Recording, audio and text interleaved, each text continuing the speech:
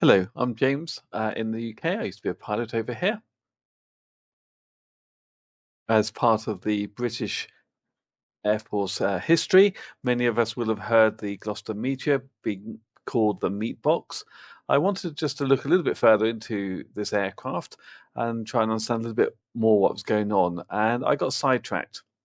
The sad death of Peter Stacey is recorded, and I wanted to share it with everyone as I found it very moving and interesting.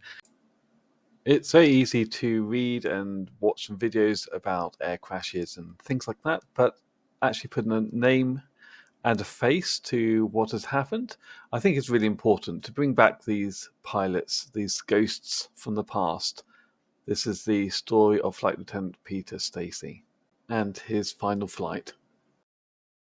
Based at the Central Flying School at RAF Scampton, he was taking part in a show at Coventry Airport in the RAF's only vintage Gloster Meteor jet when the tragedy happened.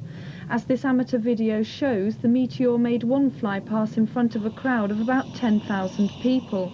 But as it prepared to make a second turn into another pass, it ran into trouble.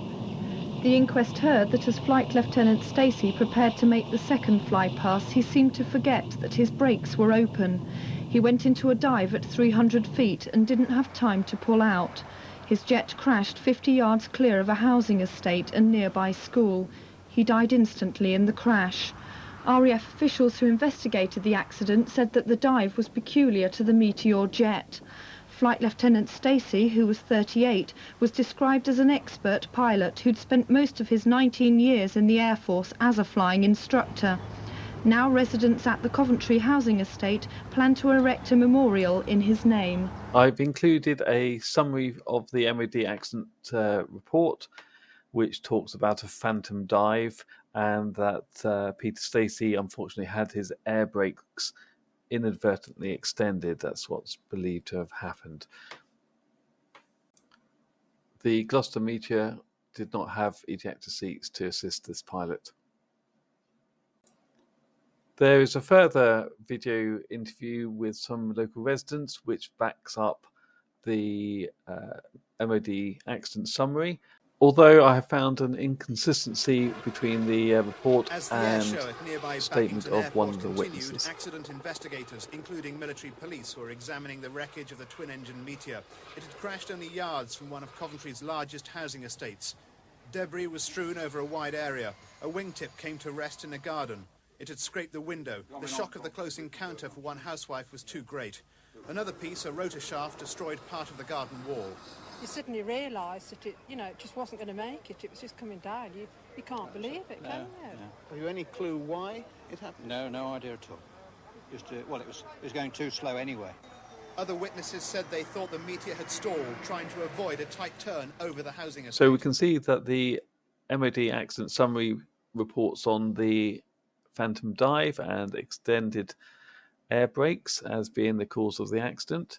One of the eyewitnesses at the time actually reported the aircraft engine had stopped, i.e. the aircraft was silent.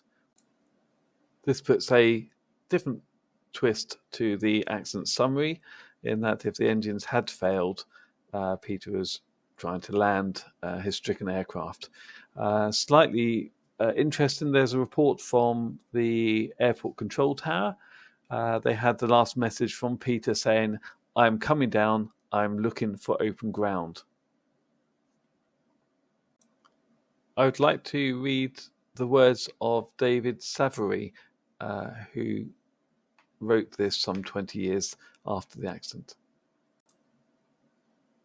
"There is no doubt in my mind that Flight Lieutenant Stacey, in his final seconds, saw that bus, the police car, and the people in their gardens enjoying the bank holiday sunshine. Maybe he even saw me. Whatever he saw in those final moments, he bravely sacrificed his own life to avoid a major disaster." Grateful if you found my video and research on Flight Lieutenant Peter Stacey interesting and you gained some additional information from this. If you like and subscribe. Thank you so much. Goodbye.